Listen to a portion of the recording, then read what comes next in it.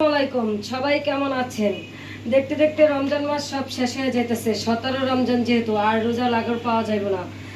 যাই হোক, আজকে রান্না হইলো যাইয়া পুঁইশাক দিয়ে চিংড়ি মাছ রান্না করব। আর কি রান্না, কি বেশি ঝোল রাখবো না, ভাজা ভাজা করবো।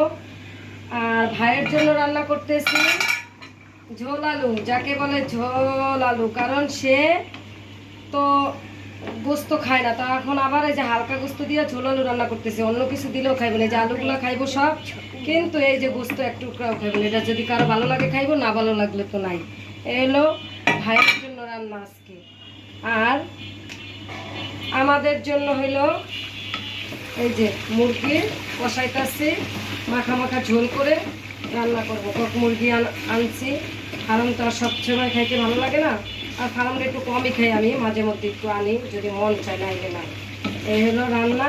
সবাই ভালো থাকবেন, সুস্থ থাকবেন, দোয়া রইল সবার জন্য। সবাই সবার জন্য দোয়া করবেন ইনশাল্লাহ। আল্লাহ হাফিজ।